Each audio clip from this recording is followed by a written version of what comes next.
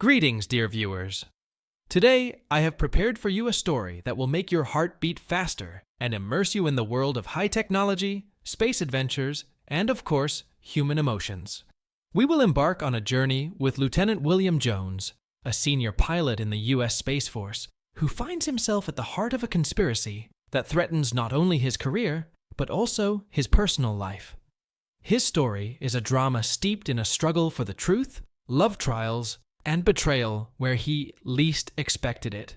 Are you ready to immerse yourself in this world where every decision can be fatal and every twist of fate can change the future? Then get ready, incredible discoveries, and maybe even a battle in weightlessness are ahead of us. Don't forget, the full story is already waiting for you on our Patreon. Planetary Illusion. Chapter 1. Thursday, April 17th, USCG, Judge Advocate General's Building, Joint Base Grissom. I had just finished my coffee and looked at my watch.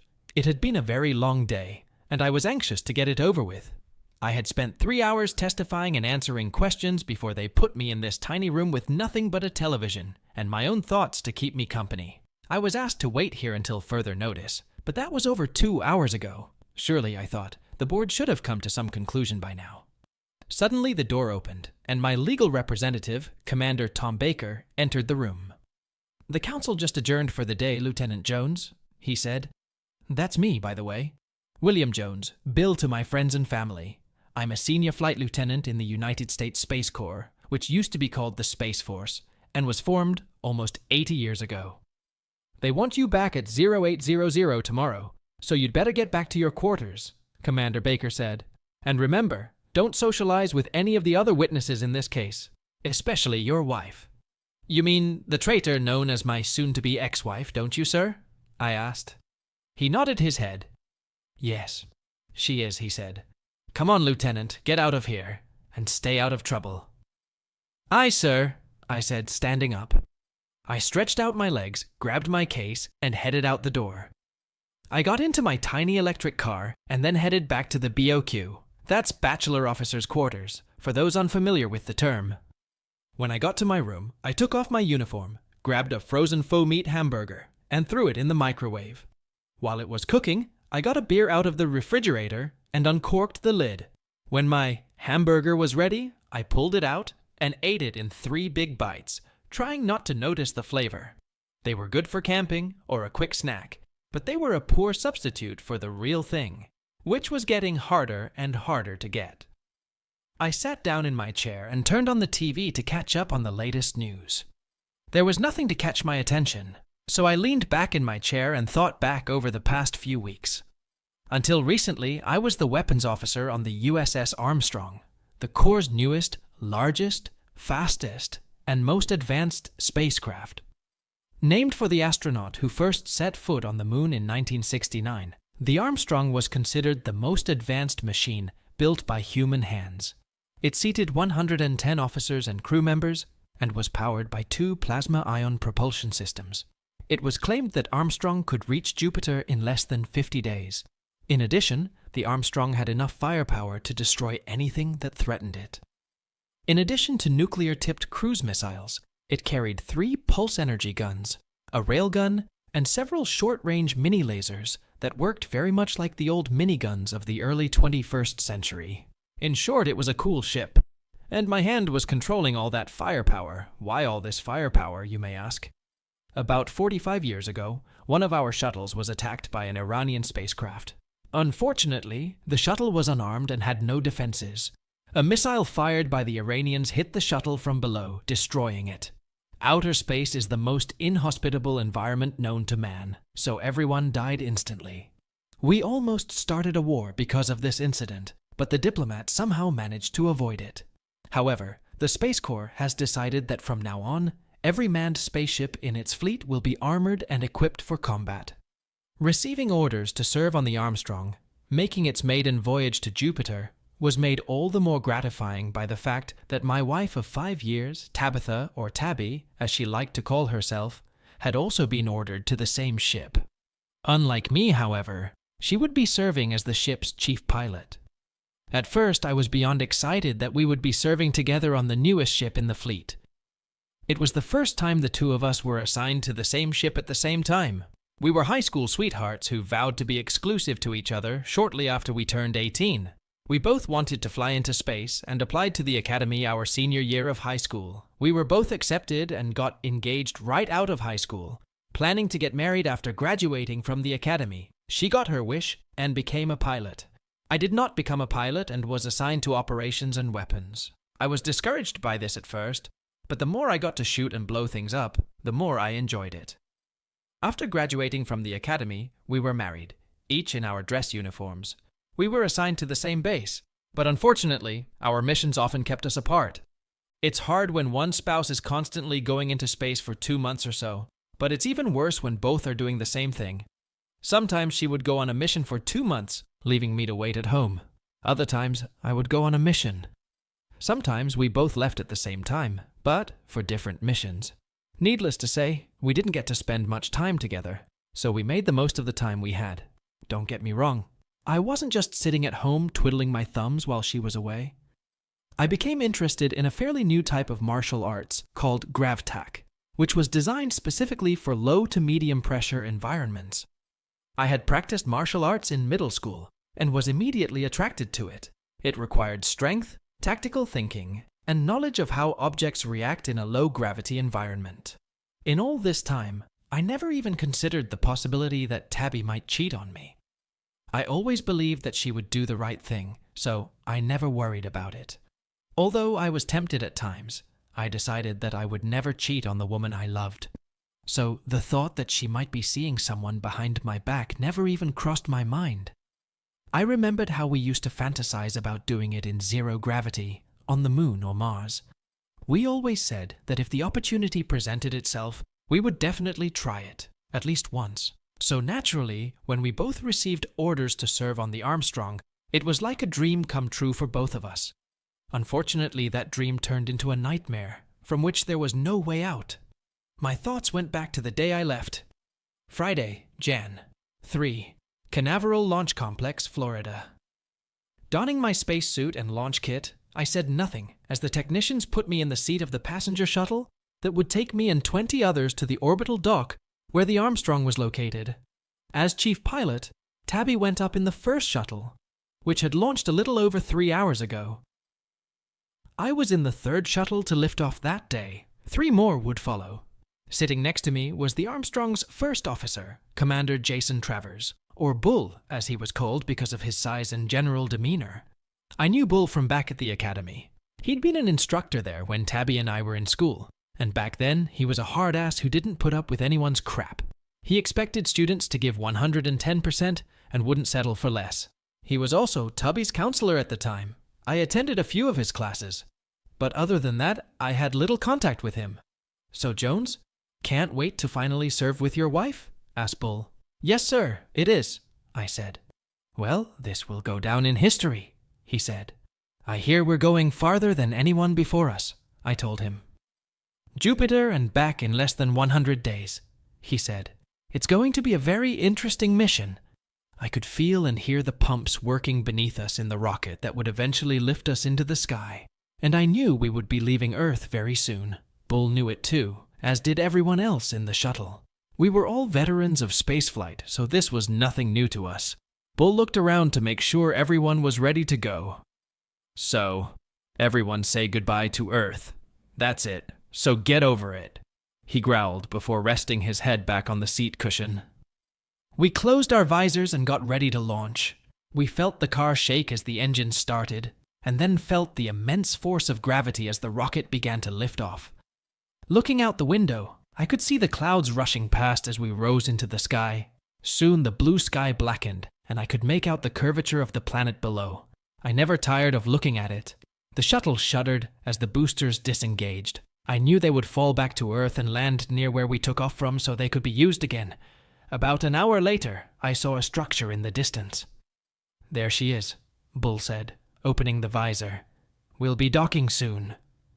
Half an hour later, the shuttle approached the large open dock and matched its speed to that of the dock. 2 large tubular structures emerged from it and made contact with the shuttle. A hiss of air was heard as the pressure in the dock stabilized. That's it, Bull said. "Get ready to experience some gravity. Right now, the ship should be at a pressure of 0.8 G." I knew from the orientation documents that the Armstrong was equipped with a gravity system that could be adjusted as needed. This would help alleviate the effects of prolonged weightlessness, which included fluid shifts, muscle atrophy, and bone loss. We waited for the crew to signal, and soon a green light flashed over the hatches. Bull unbuckled his harness and stood up, ordering the others to follow suit. After he stepped into the aisle, I unbuckled my harness and stood up, grabbing my bag. It was strange going from the near-zero gravity of the shuttle to the somewhat reduced but present gravity of the ship. Within a few steps, I felt the weight of my backpack and bag. "Station launch in 4 hours, people," Bull called out as we entered the ship. "Let's get going. There are 3 more shuttles right behind us." I already knew where our cabin was from the orientation materials, so the first thing I did was head there, hoping to see Tabby.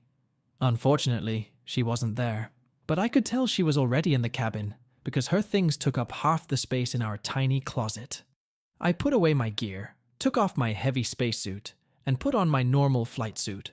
Grabbing my black uniform cap, I went to the bridge to take my place at the weapons console. I had a lot of work to do before we could launch.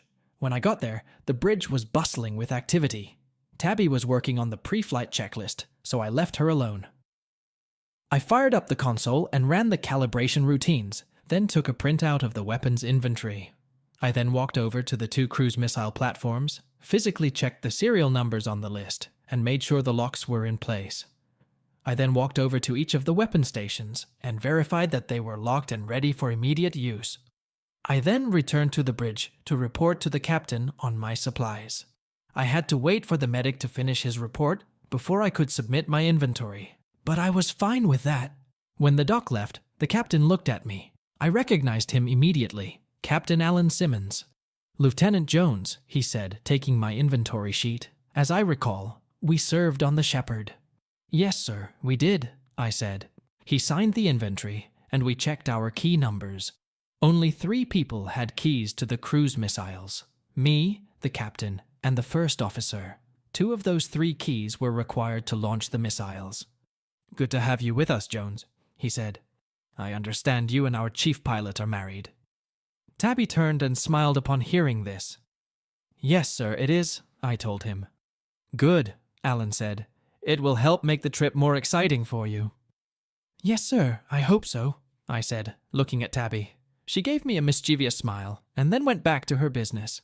By then, Bull had reached the bridge and was strutting around, checking to make sure everything was in place. Bull threw me a look that could freeze a solar flare, and I took it as a hint that it was time to return to my post. "I'd better get back to my station, sir." Alan nodded his head and turned to the next person, demanding his attention. I returned to my station and verified that all calibration tasks had been completed. From my point of view, everything was locked down and in perfect order. I knew from my time on the Shepherd that Captain Simmons liked to do impromptu weapons drills and target practice from time to time, so it was important that I was ready to lock and load weapons at a moment's notice.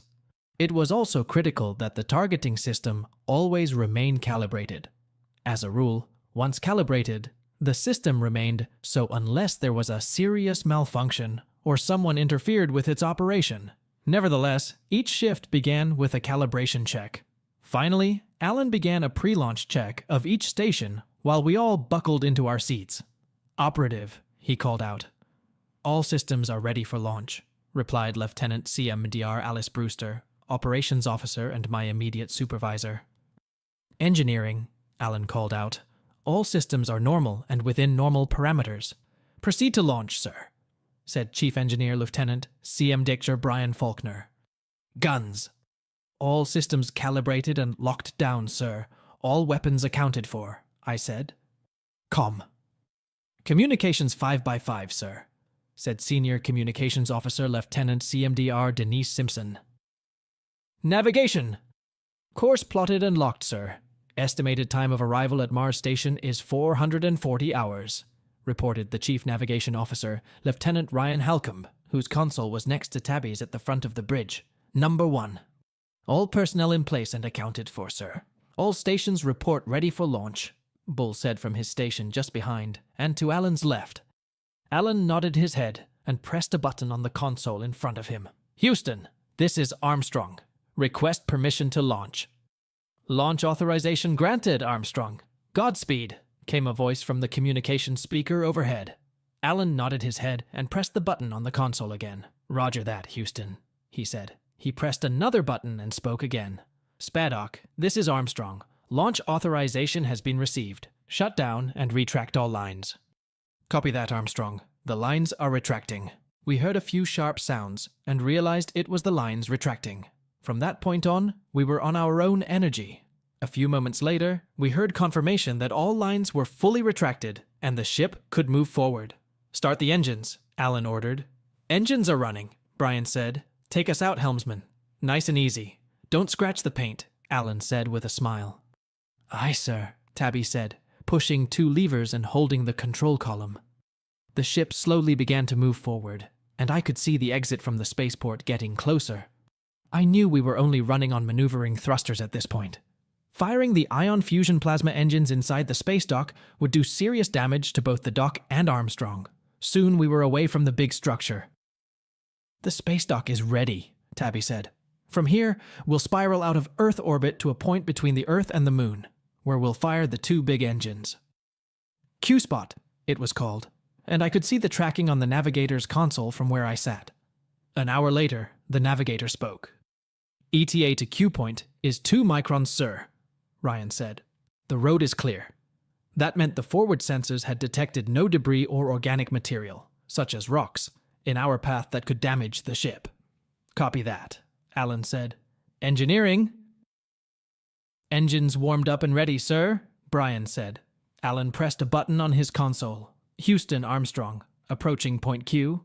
Approaching Q point. Copy that, Armstrong. We all watched the countdown timers on our consoles and got ready. When the timer reached 0 o'clock, Alan spoke again. Pump up the tires and light a fire, helmsman. Let's see what this girl can do. Tabby's hands fluttered over the console as she answered. Kicking tires. Starting fires. Aye, sir, she said. She slid the control levers all the way forward, and we all felt the initial force as the ion fusion plasma engines opened. We heard a faint hum as the engines increased speed, and we felt the G-force increase. I realized that at that moment, we were flying through space faster than a human had ever flown. I looked at Tabby, feeling a sense of pride in the way she handled herself. And this huge vessel. She looked back at me, and I smiled, winked, and gave her a thumbs up. She smiled back. Glancing at Bull, I thought he was about to explode, so I turned back to my console. About an hour later, I got my first clue that all was not going to be well on this voyage when Bull posted the officer's schedule on the bridge. I wasn't surprised that he posted the schedule. Usually the first mate did that, but I was surprised to see that I had been put on the second shift. You must realize that there is no such thing as night or day in space. Our chronometers, as on all other core ships, are synchronized with the chronometers in Houston. When night falls in Houston, the lights on the ship are dimmed significantly to give the crew a sense that night has fallen. This usually happens during the second shift. Core bridge officers typically work 12-hour shifts. Thus, there are 2 shifts, first shift and second shift. The Corps has a long tradition of putting the senior bridge officers on the first shift and the less experienced and lower-ranked officers on the second shift. This is not written down in any way, and the first officer has quite a bit of leeway in this matter. But it still hurt to see Bull put me on the second shift. It was almost like a demotion. Worse, it meant that Tabby and I would have almost no time together, since she'd be working the first shift. If I was lucky, we'd be able to see each other for a few minutes during my shift. To say I was pissed off was an understatement. And Bull knew it. "Is there a scheduling problem, Lieutenant?" I heard Bull ask. I looked up and saw him in front of my console. By this time, Alice had walked over to me. Apparently she had seen the schedule too, and was as interested as I was in hearing his explanation. "Am I still the senior weapons officer, sir?" I asked. "Of course, yes," Bull said. "Then why am I working second shift?" "Because, in my opinion, this is the best place for you," he said, his voice beginning to draw attention. Look, Lieutenant, if you have a scheduling problem, work it out with the captain, through me. By this time, Alan had approached my console. Is there a problem, gentlemen? He asked. Lieutenant Jones doesn't seem to like the bridge schedule, sir, Bull said. Alan looked at the schedule and frowned as he read it. I understand how he might feel, number one, Alan said. It's very unusual, don't you agree? Yes, sir. Under normal circumstances, I would, Bull said. I simply believe that Lieutenant Jones' knowledge and experience is best utilized on the second shift. And I believe it will give us an opportunity to train some of the other gunnery officers, to give them experience on the bridge on the first shift. My bullshit detectors went off just at that moment. I couldn't believe the crap he was spewing at the captain. Is that the only reason, Commander, or is there something else? Asked Alan. Apparently, he didn't believe it either.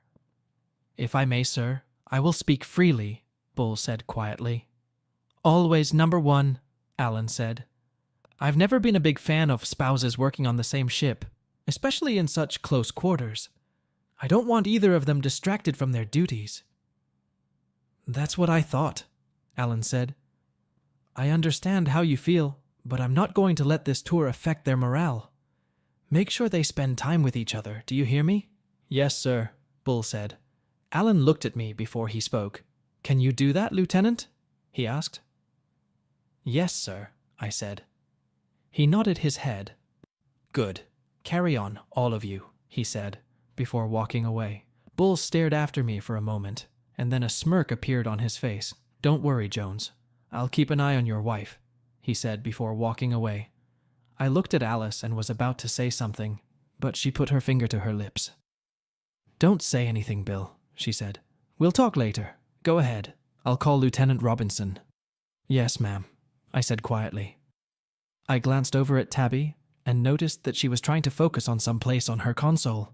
I could see that her face was flushed, but I wasn't sure if it was from embarrassment or guilt.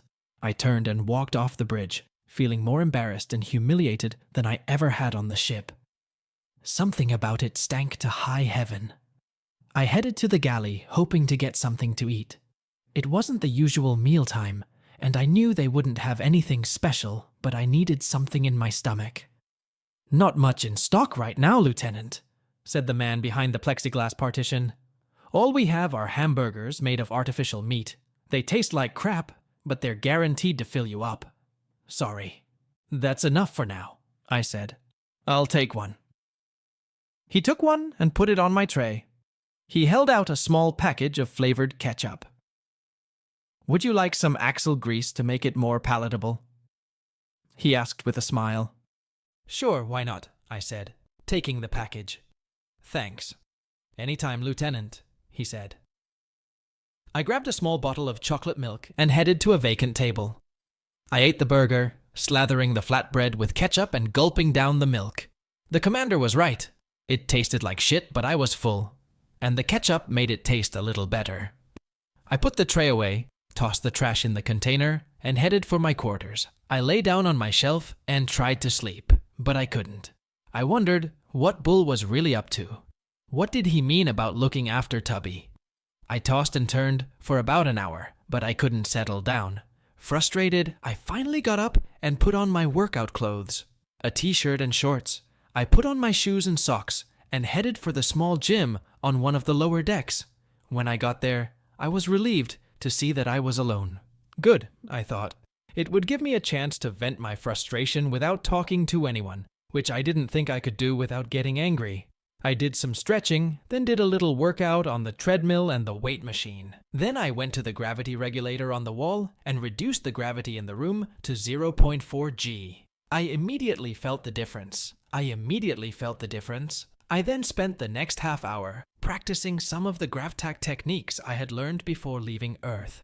By then, I had worked up a good sweat and felt like I could finally fall asleep. I put the gravity back where it should be and went back to my quarters. I showered in the tiny room, set my alarm clock, and lay back down. I fell asleep in the blink of an eye. When the alarm rang, I got up, showered, shaved, put on my uniform, and headed to the galley for a snack. It was a hell of a lot better than the faux meat burger I'd had before. I got to the bridge just as Tabby was leaving.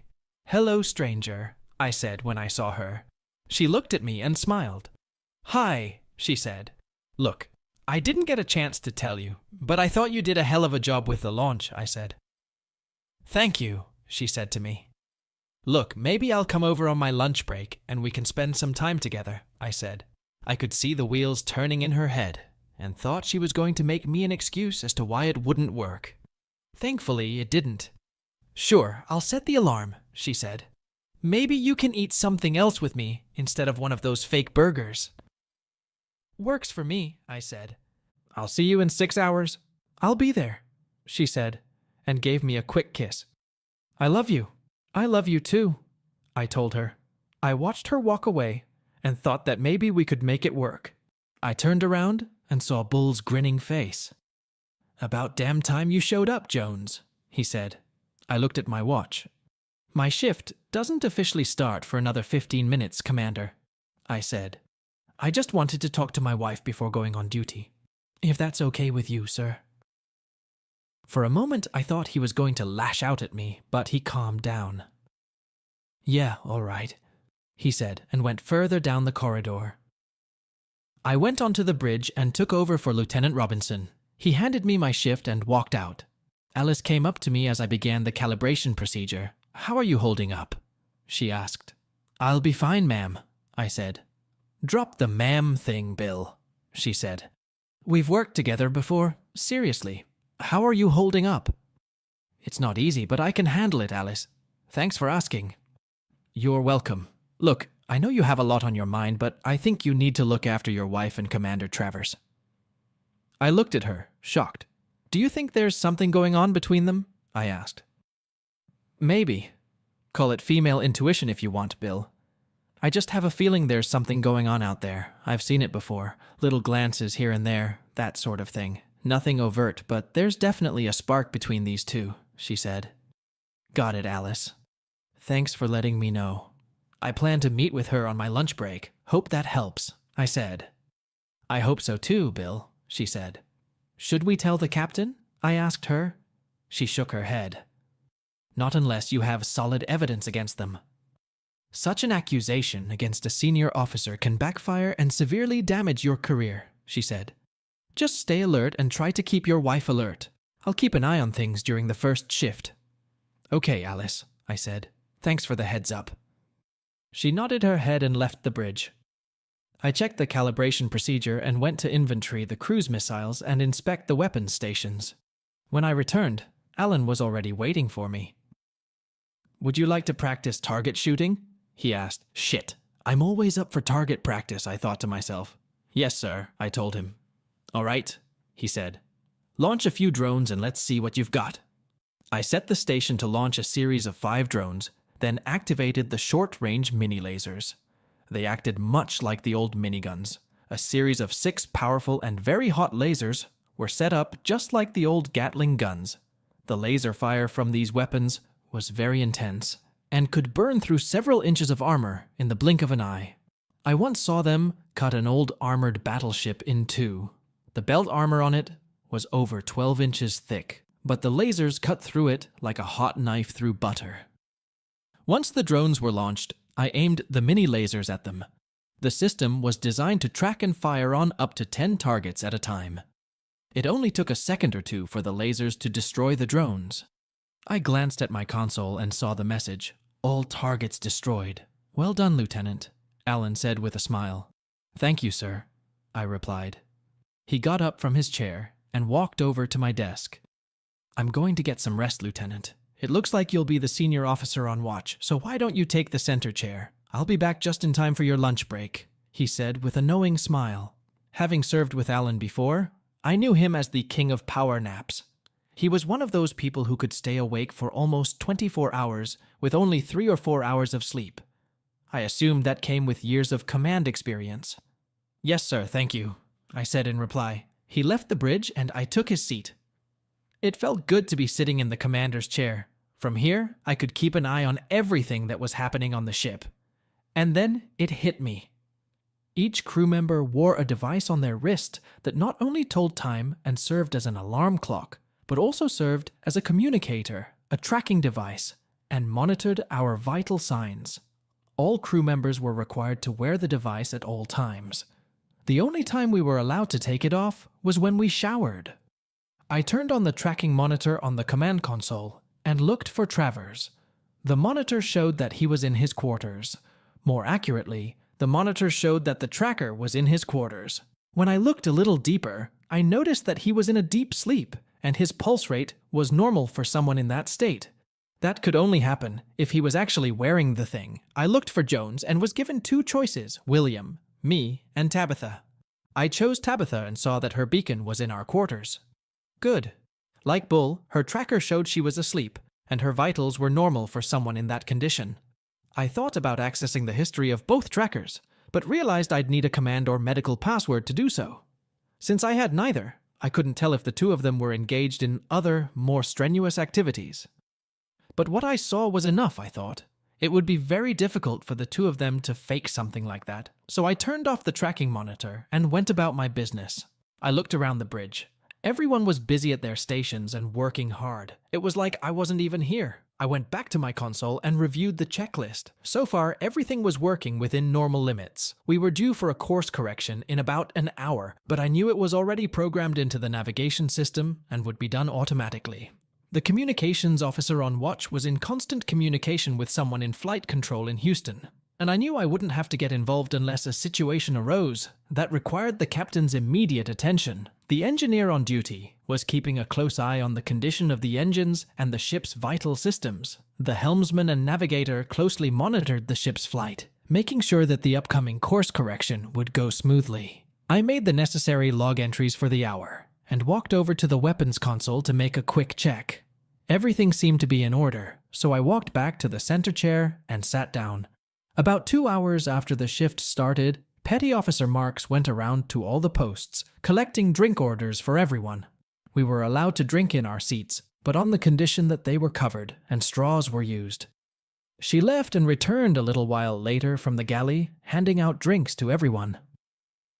A few minutes before I was due to start lunch, Alan returned, and I yielded the big chair to him, briefly recounting the events that had taken place so far. He nodded his head, taking a seat and making an entry in his journal. "Thank you, Lieutenant," he said. "Why don't you go take your lunch break?" he added with a slight wink. "Yes, sir," I said as I walked out of my office. I headed towards the quarters that Tabby and I shared and stopped right in front of the open hatch. I took a deep breath and stepped inside. She had just woken up. Her alarm clock had gone off. She pulled back the covers, and I saw something interesting. God, she's so beautiful, I thought, striding toward her. She looked so good. "Are you ready for dinner?" she asked defiantly. I smiled and sat down on the bed with her. "You know I do," I said. This is where the little scene I had to cut. "God, that was so good," she said. "I really needed that." "Me too," I told her. "I missed you." "And I missed you too. I love you so much." "I love you too," I replied. "You'd better get cleaned up and get on the road," she said. "You haven't even eaten yet."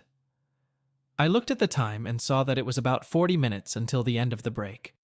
"Yeah, you're right," I said. "Do you want to do it again, maybe on your lunch break?" "Sure, why not?" she said with a smile. Feeling a little better, I got out of bed, took a quick shower, and headed for the galley. Before leaving the cabin, I kissed her, then dimmed the lights and lowered the gravity level in the room to 0.7 Gs.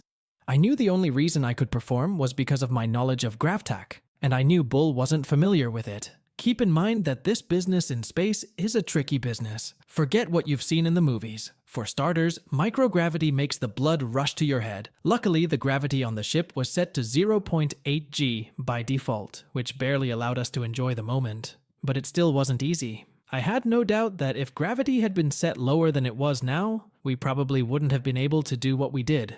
Another problem is that testosterone levels drop in microgravity, and over a long period of time, the heart can shrink, reducing the volume of blood in the circulatory system. These are just some of the reasons why NASA opposed sending couples into space a century ago. Another reason has to do with complications during pregnancy and childbirth. Nevertheless, there have been many stories over the years involving couples in orbit. I remember reading about a cosmonaut who spent 14 months on the Russian Mir station in the 1990s. According to the story, he got close to a female cosmonaut, which led some to think they were doing dirty deeds in orbit. Kremlin officials denied the allegations, and the cosmonaut wrote about it later. We don't need to say what we crave. Men think of these things. It's impossible to dismiss them. But with time, these thoughts somehow subside, he wrote. He also revealed that his superiors suggested he take a doll with him, but he feared he might get too attached to the toy. Many of the limitations of the old space administration were carried over when the Corps began sending humans into orbit. But the development of artificial gravity in the early 2090s made many of those restrictions moot. So the Corps backed off a bit and allowed married couples to have relationships in space, provided some form of birth control was used, and the gravity level was set at 0.8. I felt much better as I ate my tuna sandwich and headed back to the bridge. When I got there, I still had 2 minutes left before the break. Alan looked at me as I took my seat. "Did you have a good lunch, Lieutenant?" he asked. "Yes, sir, a very good lunch," I told him. He smiled and nodded his head. "Good, carry on," he said, turning back to his console. The next 17 days went pretty much the same way. Tabby came to our cabin several times during our lunch break, and of course I joined her on my lunch breaks at every opportunity. Being able to see each other at least part of the time helped me get through this part of the trip. I didn't see much of Bull during this time, and that helped too. Of course, I still had some concerns, but I hadn't seen or heard anything to suggest that anything suspicious was going on. Alice kept me informed, but said she hadn't seen or heard anything either. When we got to Mars Station, I began to think I might have made a big deal out of it. After the Armstrong docked with Mars Station, I put on my Class C uniform in anticipation of a shore leave with Tabby. But my hopes of spending time with her at Huygens Base, a domed structure named after the Dutch astronomer who drew pictures of the red planet with a telescope of his own design, were dashed when Bull informed me that there was a problem with one or more of the weapon stations. "What?" I asked, shocked. The last time I had checked them, which had been only a few hours earlier, during my shift, there had been no problems with them. I looked at Lieutenant Robinson. "Were you aware of any problems?" I asked him. He shook his head. "Just before the dock, sir," he told me. There was something very suspicious about it, and I was determined to get to the bottom of it. "We're only here for 72 hours, Bull said. "And by the time we launch, these weapons should be ready to go, so you'd better get on it, Jones." I looked at Tubby and shook my head. "It will be all right, dear," she said with a sad expression on her face. "We'll still have a chance to visit Huygens together. I'll bring you a souvenir, okay?" Bull grinned. "Don't worry, Jones. I'll look after your wife." "I promise," he said. "Yeah, I'm sure he will. The creep," I thought. At that moment, Alan came up to us. "So, are you ready for a little rest on the beach?" he asked. "Yes," Bull said. "But Jones needs to take a look at the weapons systems." "Is there a problem?" asked Alan.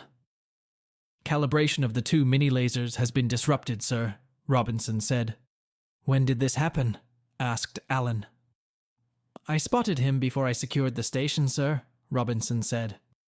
Alan frowned and looked at me. "Then you'd better take a look, Lieutenant," he said. "I'll look at them with you if you don't mind." "Not at all, sir," I said, glancing at Bull. "I appreciate that." "I'll stay and help, Lieutenant," Robinson said. "Thanks, Robinson. I appreciate it," I said. "Well, I guess we'd better get to the station before all the shuttles leave," Bull said. Tabby looked at me sadly, but didn't say anything. "Do it, number 1," Alan said. Bull and Tabby turned and walked away.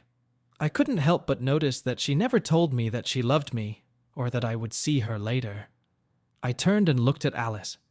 "It stinks to high heaven, Bill," she said to me quietly. "I'll keep an eye on them there." "Thank you," I said. She smiled and patted my hand before walking away. "Well, I guess I'd better change into my work clothes," I said. "What lasers have you had trouble with?" "Number 2 and number 5, sir," Robinson said. "Okay, I'll take number 2 if you can check 5. But we'll need to check them all," I said. On my way, sir, Robinson said. I turned to leave and saw Alan looking at the door through which Bull and Tubby had exited earlier. I could see the wheels turning in his head. I'll change and meet you at Laser Station 2, if that's okay with you, sir, I said. I'll meet you there in a few minutes, he said. I grabbed my tool bag and left the bridge. I had been at the station for a few minutes when Alan came crawling up beside me. I noticed that he had changed back into his work uniform. Planetary Illusion. Chapter 2. What's that word? He asked. Just getting ready to remove the control box cover, I said. I got the tool out and started to remove the cover. With the cover off, I looked inside and saw the problem. One of the gears that make up the drive system had sheared off and broken. The E-clamp that held it in place was also missing. I looked to see if it was lying around in the bottom of the sealed unit, but it wasn't there. It was missing. Completely. Shit, I said. What? Asked Alan. Someone has been in that device, sir, I said. The E-clamp is gone, and the drive gear is sheared off and broken. What would happen if guns were involved? The force of the drive impact would have completely destroyed the system. If lasers were firing at the same time, they could have cut through the hull, I said. Damn, how do you think that could have happened? He asked. I shook my head. Someone must have done it on purpose, I said. I don't see how a clip could just go missing like that. The thing is, these devices are usually sealed. The only way to get inside is with a special tool. This one, I added, holding the tool in my hand. Can it be fixed? He asked. Of course, I said. There are spare control units in the armory. But it's not the kind of part that usually breaks, and we only have 2 spare control units. Hopefully, none of the others are damaged. How long will it take to repair? The whole unit has to be disassembled, a new control unit installed, tested, adjusted, and calibrated. About 8 to 10 hours in total, and that's assuming there are no other problems. Damn, he said. All right, install a new control unit. You need my help? Although it was time-consuming, it was a one-man job, and I really didn't need his help. Still, what he offered meant a lot, and I began to respect him even more for it. I shook my head. No, sir, I can manage, but thank you for asking anyway, I said. Besides, there's only room for 1 pair of hands. At that moment, my wrist communicator beeped. I looked and saw it was a call from Robinson. Jones, go ahead, Robinson, I said, turning to the communicator. Boss, it looks like the E-clamp has broken off, and the drive gear is completely sheared off, he said. I looked at Alan. We need to replace the entire control box. All right, I said. Proceed. Contact the armory and have them inspect all the weapons platforms. On it, he said. What's the probability of 2 control units breaking down at the same time? Asked Alan. Very subtle, I said. I've never seen one of these units break like that, let alone 2 at the same time. These are probably the most stable platforms in our arsenal. Perhaps it's a manufacturing problem? He asked. Very unlikely, sir, I said. These devices go through extensive testing before installation. I've worked with hundreds of these devices, and I've never seen this happen. Okay, I need to report this to Houston, Alan said. We'd better get the engineers from the Martian station down here and delay a full level 5 diagnostic. It's hard to believe a $1 trillion spacecraft can be stopped by a 50-cent E-clip. I grinned. Report back to me as soon as you're done. Yes, sir, I said. I watched him make his way out of the cramped quarters and went back to my work. When the control box was completely removed, I took a closer look to see what else I could find. There, on the inside of the hull, was a dark spot. It didn't look like transmission grease. When I looked closer, I realized it was blood. Whoever had sabotaged this device had cut their hand on the casing. I pulled a pair of tweezers out of the toolbox and managed to get some of the substance. I then put it in a small plastic bag, sealed it, and put it back in the tool bag. I intended to take it to a medical facility for DNA testing. By then, one of the armorers had brought in a new control box and took the old one away. I turned back to my work and tried to concentrate on what I was doing, but it was difficult. I thought about who could have done this and why. And then it hit me. Bull did everything he could to keep Tabby and me apart during this trip. First, the shift schedule changed. Of course, he offered an explanation. Alan accepted it, but I didn't believe it. Then, this happened. And what did he say when he and Tabby left for Huygens? Something about taking care of Tabby? Maybe. The thought that Tabby might have cheated on me with him made me furious and nauseous at the same time. I knew Bull had been her counselor at the academy, and I also knew they'd served together a couple of times since then. Had she really been doing something with him back then? I finally finished installing the new control box and did a dry test. Everything seemed to be in order, and I made an entry in the maintenance log. 10 hours of my life were gone. 10 hours that I would never get back. 10 hours I was supposed to spend on Huygens with Tabby. Finished, I looked through the entire log, but saw nothing that would give me a clue. I saw Robinson as I climbed out of the access tube. "How'd it go?" I asked him. "The new unit is in place, sir," he said. "Armorers have checked the rest of the stations and have reported no other problems. Anyway, I want to do a full visual inspection of everything, as well as a physical inventory of all weapons and missiles," I said. "I know it will ruin your shore leave, but it needs to be done." "I understand, sir," he said. "I'll look into it." "Thank you," I said. He nodded his head, smiled, and turned to his work. On my way to the bridge, I stopped in sickbay and talked to the corpsman on duty. "How are you doing, Lieutenant Jones?" the female senior asked as I walked in. "Are you willing to do a DNA test?" I asked. "We have the equipment, but the final analysis has to be verified by a certified laboratory," she said. "Why do you ask?" I pulled out my sample and held it out to her. "I need to know whose blood it is," I said. "Can you do that?" "Of course," she said. "It'll take hours, and we'll have to compare it to the DNA we have on file." "Why would you want to do that?" "I really can't get into that right now, Chief," I said. "I just need to know whose it is, and I need you to keep that under your hat." She looked at me in surprise. "Okay, Lieutenant," she said. "I'll look into it and send you a message when I have something." "Thanks, Chief. I owe you one," I said. "Damn right, sir," she said with a smile. She was quite attractive, and for a moment I wondered what her figure looked like, but only for a moment. After that, I headed to the bridge to make my report. Alan was standing at the hatch leading to his ready room when I went up to the bridge. "Fixed it?" he asked. "Yes, sir," I said. "Lieutenant Robinson is checking the rest of the systems now." "All right. Step into my office, if you would be so kind," he said. I walked into the ready room and saw Alice with Lieutenant Commander Carson, the ship's senior security officer. When Alan entered the small room, he closed the hatch and took his seat. "Thank you for showing up so quickly," he said, looking at Alice and Commander Carson. "I'm sorry to interrupt your shore leave, Alice, but it seems we have a situation here, and I need you and Commander Carson to deal with it immediately." "No problem, sir," she said. "It appears we have a saboteur aboard," Alan said. "Two of our weapons systems appear to have been sabotaged shortly before arriving at Mars Station, and I've been assigned by command to conduct an initial investigation. I've also been assigned to contact the Core Criminal Investigations Division on Huygens. They won't be able to get anyone in here for at least 36 hours, so you have that time to figure out everything you can. I'm temporarily giving you both access to the entire tracker history. I want to know who accessed those weaponized units, and I want to know that as soon as possible. I want this investigation to be thorough but discreet. Do you understand me? I don't want the crew members to find out," he said. "We understand, sir," Commander Carson said. "In the meantime, a team of engineers from Mars is running full diagnostics on the ship at level 5. It will take about 72 hours. Command doesn't want us heading out with a possible saboteur on board, and I agree with them. It's quite possible the mission will be cancelled," Alan said. "Any questions or comments?" "Just one, sir," I said.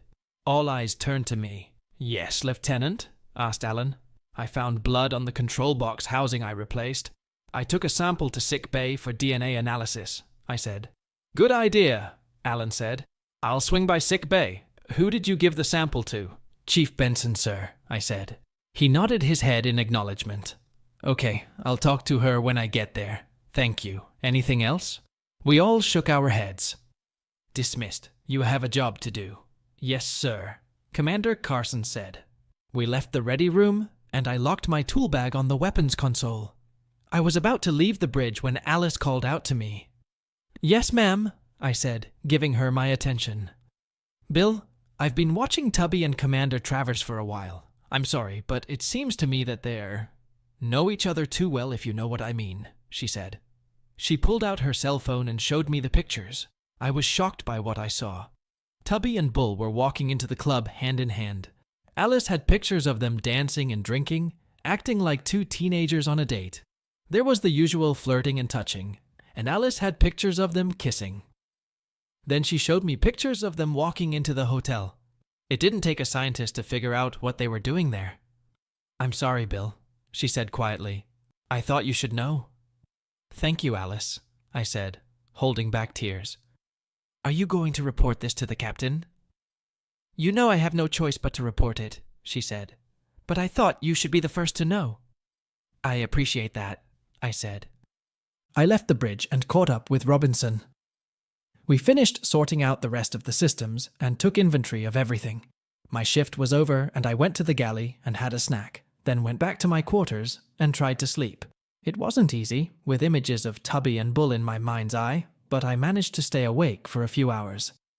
I woke up, showered, dressed, and was about to leave when Tabby came into the cabin. She looked rested, and her face was as radiant as it always was after our meals. Part of me wanted to kill her. Did you have a good time? I asked in a neutral tone. Yes, as a matter of fact we are, she said. We've just gotten back. I'm sorry you couldn't join us. Maybe next time. I just looked at her. What's going on? I saw all the engineers on the station. Maintenance, I said. So, what's on your agenda? Well, I'm going to lie down for a while. I'm really tired, and I'm off duty for the next 12 hours. Are you going on duty now? Yes, I said. Were you able to solve that little problem? I think so. Good, she said. You know, I missed you out there. Really? That's not what I heard, I said.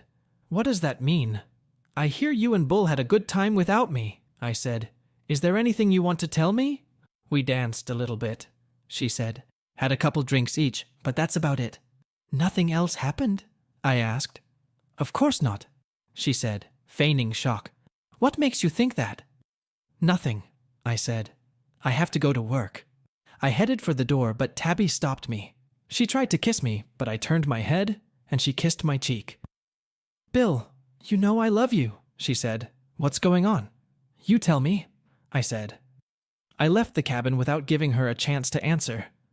Who is this woman? I asked myself. Did she really think she could come to me right after being in love with some other guy and expect me to act like there was no problem? Did she really think I wouldn't be able to discern her lies? I entered my station and realized I hadn't seen Bull. I went about my normal business and moved on to my current diagnostics. About 7 hours into my shift, I realized I hadn't eaten anything, so I signed off and took a break for lunch. I decided to go to my quarters and see Tabby for a bit before returning to duty. I had planned to talk things over with her, but when I opened the hatch, what stood before me was something no husband should ever have to see.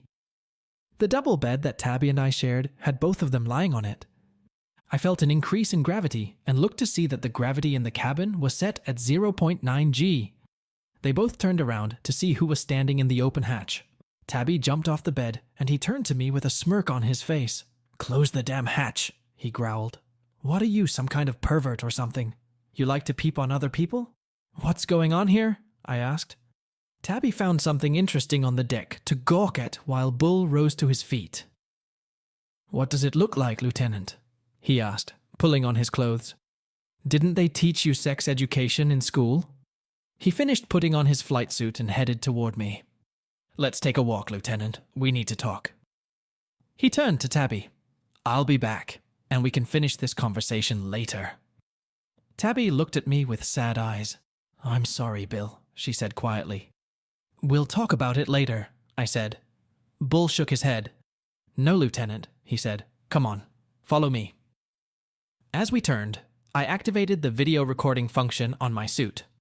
All of our suits had a TV camera function that could be activated when needed. I had a very bad feeling about this, and I wanted our encounter to be recorded. I must commend you, Lieutenant. It was a great idea to reduce the gravity in your quarters, Bull said, as we walked down the corridor. But you should know that I've been here a little longer than you have. It didn't take me long to realize what you did. How long? I asked. You mean, for how long, sir? Don't you, Lieutenant? He asked with a smirk. I remained silent, prompting him to continue. Well, I suppose you have a right to know. It started in my second year at the academy. I was her counselor, you know. She came to me with a problem. I was able to solve it, but it cost her money, and it just kept escalating. You know, she almost broke up with you a couple times during your time at the academy. You see, women, once they feel the bull, they can't let go. He must have thought he was funny, because he laughed at his own joke. I felt nothing but rage. I wanted to kill him on the spot, but I had no desire to ruin my career over this piece of shit. So you spend time with her every chance you get, huh? I asked. Sure, Lieutenant, he said. You know, you should be a goddamn investigator. And that's the real reason you changed the bridge schedule, isn't it? I asked. Right again, Jones, he said. And the reason you sabotaged those weapon systems, I added. Just between you and me, yes, he said. But you see, after the skipper informed me of the sabotage, I did a little investigation of my own, he added, taking the word investigation in quotation marks. So, what do you intend to do next? I asked. Are you planning on beating me up or killing me? He laughed as we turned the corner and entered the elevator. He pressed the third deck button and waited for the elevator doors to close. Of course not, Lieutenant, he said. You think I'd kill a highly trained officer just for this fool? For the moment, yes, I said. The elevator doors opened and he stepped out, gesturing for me to follow him. That's where you're wrong, he said. You see, according to my investigation, which I have just completed, you caught your wife cheating on you. Distraught, you set about sabotaging the weapon systems, hoping to frame your wife's lover. When she told you that she intended to divorce you for him, you became desperate and killed yourself. He stopped, and I saw that we were standing in front of the starboard airlock, the airlock that was on the opposite side of the station from where we were docked. The inner hatch was open, and I saw that all the spacesuits in the airlock had been removed. I also saw the semi-automatic pistol in his hand, strapped to his right wrist. I wondered when he had put it on, and realized that he must have hidden it in his spacesuit. You've got it all figured out, haven't you? I asked. Yeah, he said with a smirk on his face. Don't worry, Lieutenant. After you leave, I'll take care of her properly. Now get to the airlock. You'll never get away with it, I said. He laughed at that. Yeah? Who do you think Command will believe? A pisket who can't even give enough to his own wife, or a 20-year veteran of spaceflight? Now get in the airlock, he said. I looked around and assessed the situation. Looking at the nearest gravity regulator, I saw that it was set at 0.8 G. Not ideal, but I figured it was for the best. It was now or never. I jumped up as high as I could and put one hand on the bulkhead. I kicked as hard as I could, twice, and caught him by surprise, hitting him in the face both times. The force of the blow threw him back into the airlock, where he landed on the floor. I could see blood on his face where I had hit him. Once he landed, I rushed to the control panel and quickly closed and locked the hatch. He shook his head, surprised at what had just happened. He looked at me, furious. "Open the damn door, Lieutenant," he shouted. "Just one question, Commander," I said. "What? Did Tabitha know what you were planning to do?" "Of course she did," he said. "It was her idea. Now open the damn door. I won't tell you anymore," he added, raising his gun. He cocked the trigger and took aim right at me. "Now, damn it!" I looked at the controls before answering. "Yes, sir," I hissed, pressing the brightly lit button. His eyes widened as he realized what I had done. The outer door hissed open and the air from the room rushed out into the open. Caught off guard, he stumbled to his own feet and quickly found himself in the harshest environment known to man. I watched his body tumble through space as he left the ship. I knew he would only last 15 seconds without a spacesuit. There is no pressure in space, and I knew that the air left in his lungs would rapidly expand and painfully tear his lung tissue. He would either freeze to death or die of suffocation. I pressed the button to activate the comms. "Man overboard, number 2 starboard airlock," I said. Instantly, the alarm sounded, and a crowd appeared at the airlock. I looked up and saw Alan running toward me. Next to him was Alice. A few moments later, I saw Tabby. "Commander Travers, sir," I said. I handed him a tiny drive containing a videotape of the last few minutes. He admitted to sabotaging the weapon, and admitted to having an affair with Lieutenant Jones. He also admitted that he planned to kill me and frame it as a suicide. "It's all here." "Bull," exclaimed Tabby, peering into the airlock. By now, the force of Bull's ejection had sent his body into an unstable orbit around Mars, and it would take hours to recover, if at all. She turned to me, tears streaming down her face. "You killed him," she screamed. "You fucking bastard! You killed him! I hate you! Do you hear me? I hate you!" "That will be enough, Lieutenant," Alan ordered. He grabbed Tabby by the shoulders and handed her to the orderlies. "Take her to sickbay. Get her under control. Then hand her over to security." He turned to me as the orderlies carried her away. "You know what to do, Lieutenant," he said sadly. "I have no choice. You are relieved of all duties for the duration of the investigation. I'll look into it." "Yes, sir," I said quietly. "Okay, that's enough," Alan ordered. "Get back to work. There's nothing more we can do here." Before he spoke again, he turned to Commander Carson. "When she calms down, give her a statement. I don't want her anywhere near the bridge.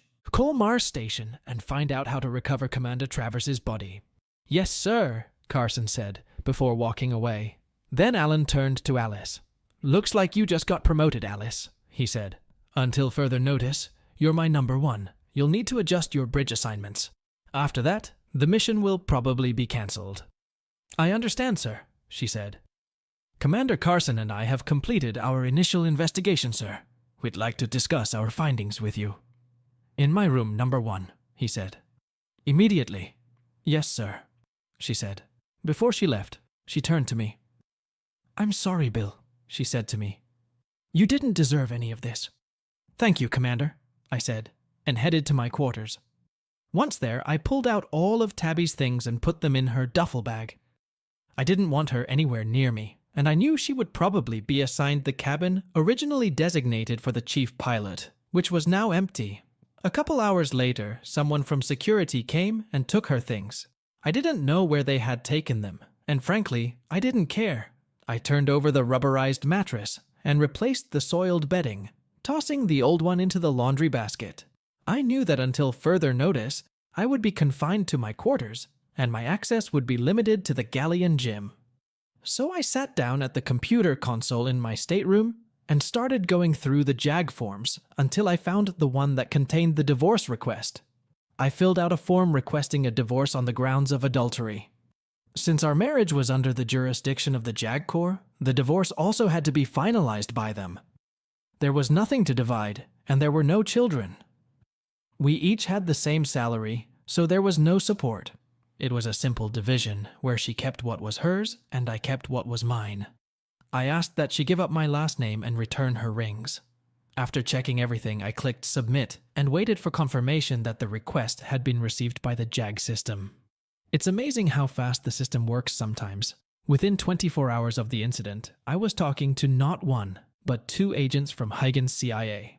It was clear to me that they were trying to make the case that I had acted out of revenge. The JAG officer they took with them to represent me at the interrogation did not allow me to make any statements that could incriminate me. For the next 24 hours, I was on edge, wondering if I would be taken into custody.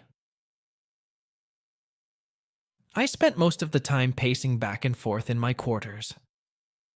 I knew that what Tubby and Bull had done would now be common knowledge on the ship, so I purposely stayed away from the galley during regular meal times so I wouldn't run into the rest of the crew. I was sitting on my bed when I heard a knock on the hatch. I wondered if it was station security coming to take me into custody, and I braced myself for the worst. "It's open," I said. When the hatch opened, I saw Alan and Alice standing there. I turned my attention to them as they entered the small room. "As it was, Lieutenant," Alan said, sitting down in his chair. Alice sat down as well. I relaxed and sat back down on the bed. The Mars station had recovered Commander Travers's body. They also took the illegal firearm that was strapped to his arm. We've reviewed all the evidence, and the CIU report says you acted in self-defense. The tracking history logs show that Commander Travers was at both weapon stations, where the sabotage took place just before Lieutenant Robinson noticed the calibration error, Alice added, and the DNA from the blood you found matches the commander's. Put that together with what he admitted to you, and it becomes clear that he was the one who sabotaged both of those systems, Alan said. Your wife claims she knew nothing about the sabotage, but she supposedly knew what he intended to do to you. But Travers told me it was her idea, I said. Maybe it was, maybe it wasn't. Who knows? At any rate, she's being held in the brig as an accessory to Commander Travers' plot to assassinate you. Perhaps she'll be charged with conspiracy, but that's up to the authorities on Earth. So we're going back to Earth, sir? I asked. He nodded his head. It is, Bill, he said. The mission has been cancelled, at least for the moment. Command intends to hold a board of inquiry when we get back. Does that mean I can go back to work? I asked. It took some work, but I convinced Houston that you were needed on the bridge since we're down 2 officers. Think you can handle both ops and gunnery? Alice tells me you're ready to handle ops. Yes, sir, I said. Good, he said. We launch in 12 hours, so I want you rested and ready to go. Thank you, sir, I said. Is it okay if I see my wife? I need some answers. Are you sure you want to do this, Bill? He asked. I'm absolutely sure, sir, I told him. He thought for a moment, then nodded his head. All right, Bill, he said at last. I'll allow it, but on the condition that you be accompanied by Commander Brewster. Do you agree, Alice? Yes, sir, she said. That's right, he said. Well, get down to business, son, and then get some rest. It's high time you started making money here. Yes, sir, I said. He stood up, signaling the end of the meeting. When he left, Alice looked at me. Are you ready, Lieutenant? She asked. I nodded my head. Yes, ma'am, I said. We got out and headed for the brig, located on the lower deck of the ship. Don't tell anyone I told you this, but Captain Simmons has declared a commendation for you, she said. For what? I asked, surprised. He says your actions saved not only your life, but the lives of many of your comrades. Had Travers fired that weapon while in the airlock, there is no telling what damage it would have done to the ship, she said. Shit, I said. She smiled. Congratulations, she said. We finally made it to the brig and checked in with the security officer on duty. Then we walked to a tiny 7-by-6-foot cell where Tabby sat on the bed, dressed in an orange jumpsuit. What do you want, Lieutenant? She asked, sarcasm and mockery in her voice. So now it's Lieutenant, not even Bill or Lieutenant Jones, I said. Okay, have it your way, prisoner. I just have a few questions and then I'll leave you alone. Ask your questions, Lieutenant, she said, looking straight ahead, not even bothering to look at me. How long have you been doing it with that freak? Since sophomore year at the academy, she said. He was my counselor. I know, I said. Where did it all start? Do you really want to know? She asked. Yeah, I know, I said.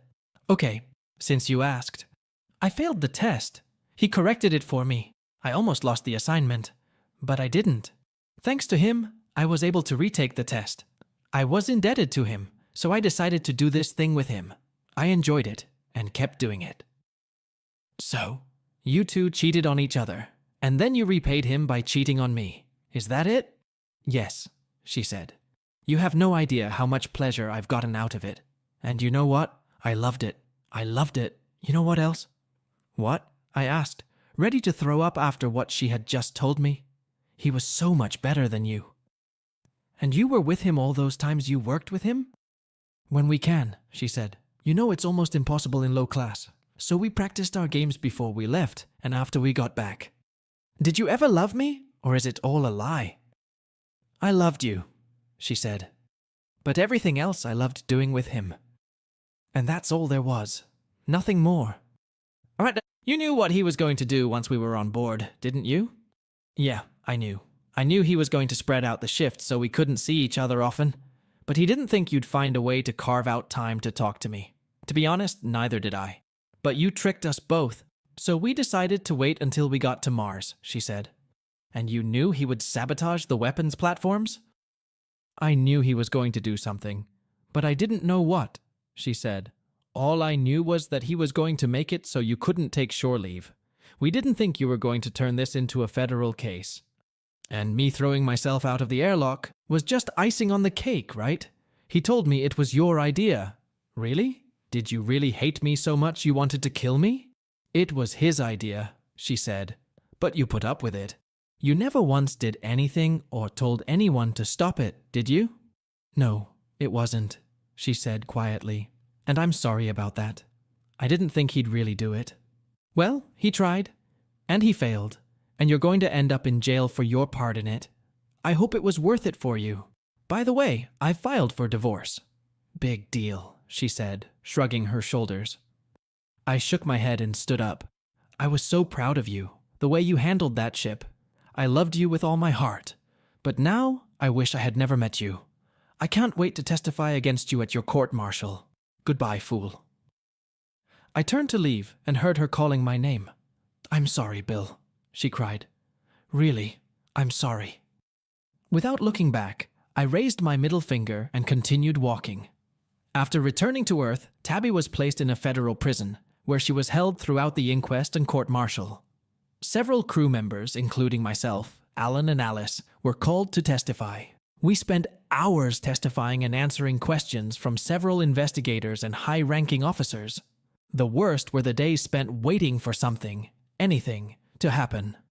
The only thing that happened was the approval of my divorce, which was received in early April.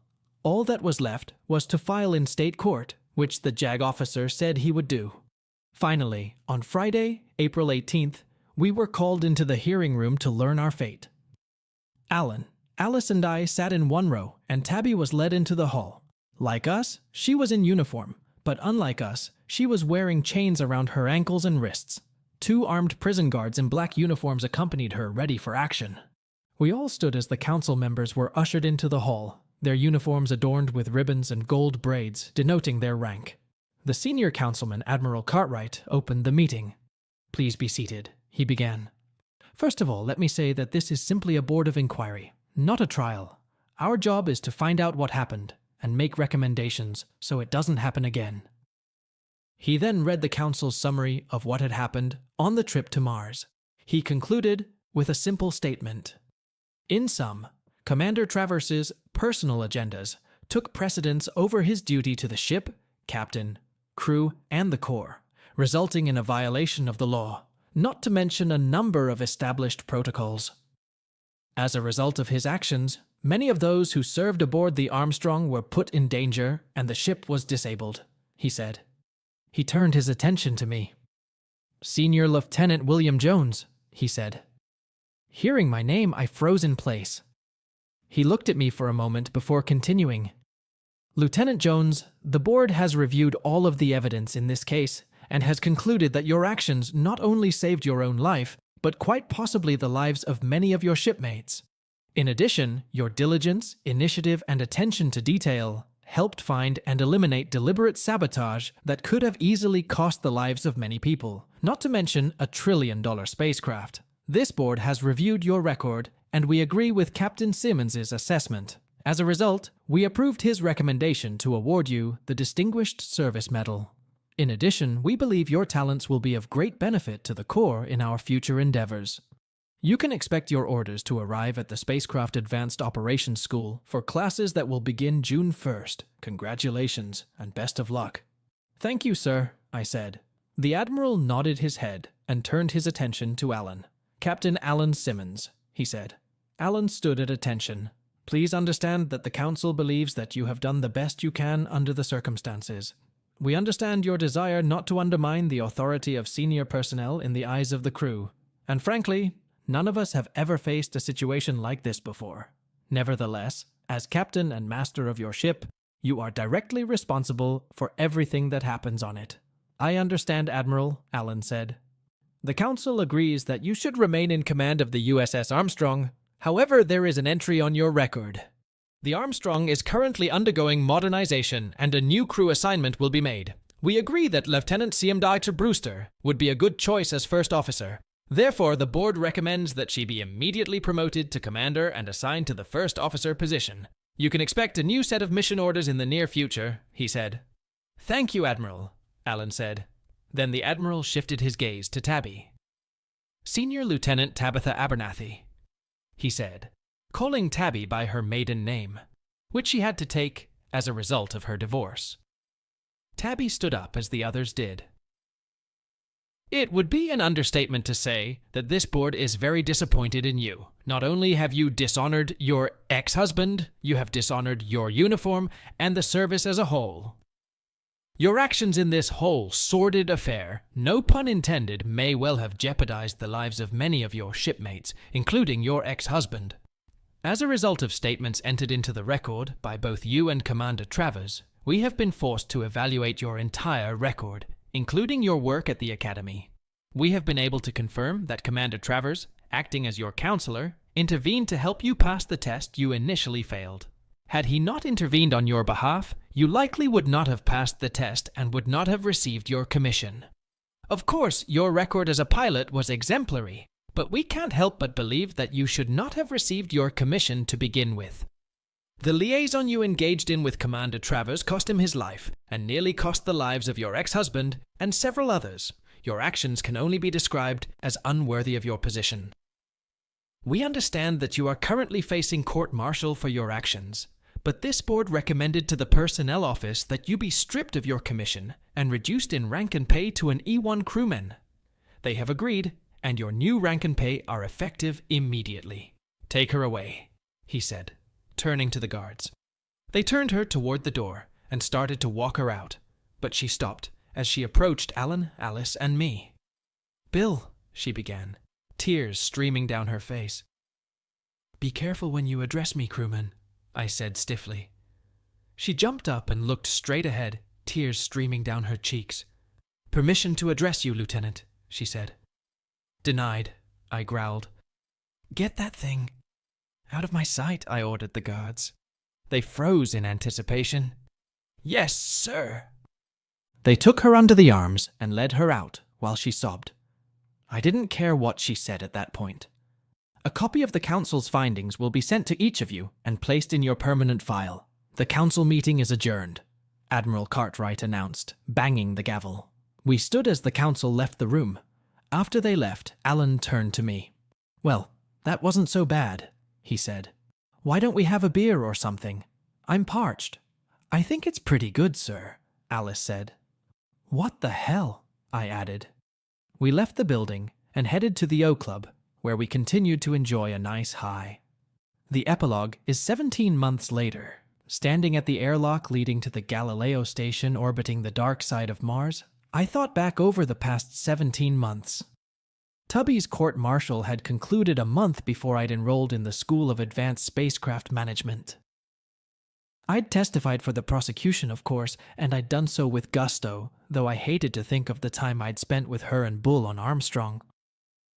When she was brought in, Tabby looked pretty damn attractive. This time she was wearing a crewman's uniform and no flight wings. She had lost weight, and her eyes were sad and sunken. She had lost everything she loved. Her rank, her wings, the man she had once called husband and lover. She had also lost all hope of a career as a pilot. No matter what happened to her today, her record was forever tarnished, and she would never take the helm of another spaceship, civilian or military. The members of the court-martial entered the courtroom, and we all stood until we were told we could take our seats. The judge looked at the members of the jury and asked if a verdict had been reached. We have reached a verdict, Your Honor, said the senior member, a full commander. When asked, the commandant said that the jury found Tabby guilty of being an accessory to the attempted murder of me, but not guilty of the conspiracy charge. Apparently, the defense won the argument that it was all he said she said, and there was no direct evidence that she was actively involved in the conspiracy to kill me. However, there was ample evidence that she knew of Travers' plan to throw me out of the airlock, but did nothing to prevent it. The judge did not spare her and sentenced her to 10 years hard labor in a federal prison. At the end of that 10-year term, she was also to receive a dishonorable discharge. The judge thanked the jury and banged his gavel, concluding the case. Tabby was let out the same way she was brought in chains. She never once looked at me or tried to talk to me.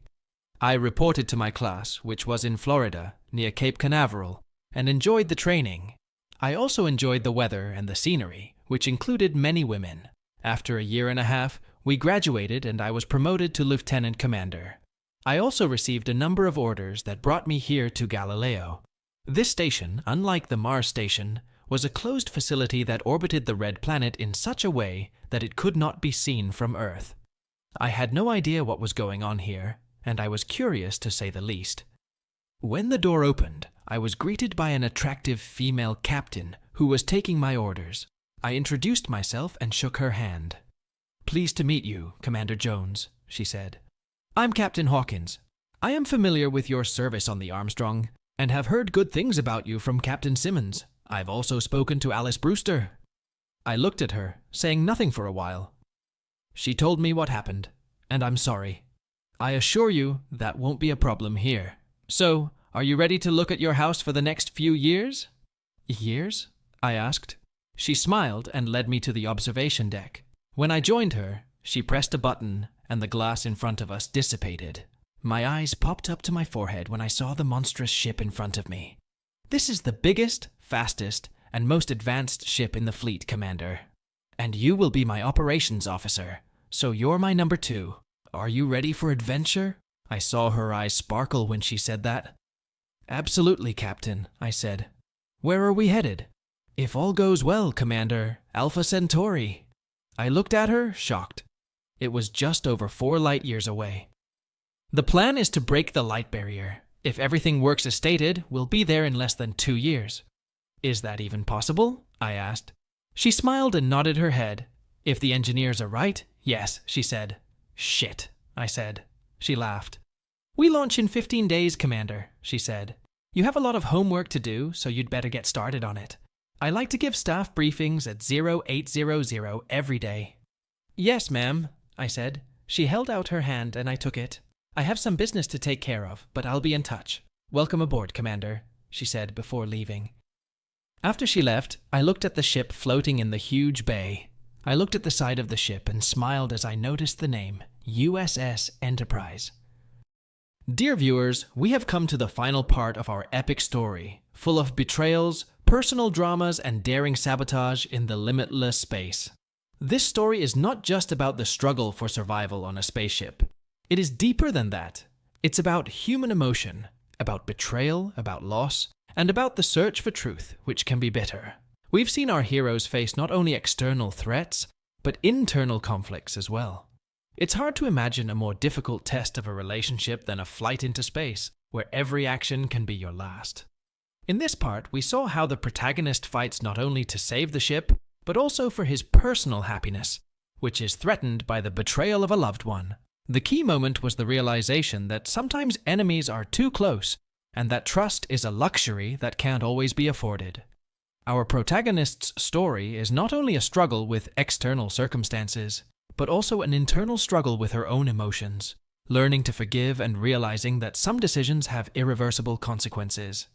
As for Tabby, her story reminds us that choices always exist, and every action we take carries consequences. Her journey, full of mistakes and bad decisions, leads to a dire outcome, the loss of everything she held dear. It's a sad reminder that sometimes one decision can change an entire life. But even in the most difficult moments, when it seems that everything is lost, there is always an opportunity for a new beginning. Both for our protagonist and for you, dear viewers, an opportunity to rethink what happened, to learn lessons, and move forward with new strength and confidence in the future. On that note, we end our story, but the journey continues. You can find the entire full version of this compelling story on our Patreon. There you will find not only additional details and in-depth psychological analysis of the characters, but also many other stories that give you a glimpse into the deepest corners of the human soul. Thank you for joining us on this fascinating journey. See you again in the worlds where every twist of fate can lead to incredible discoveries.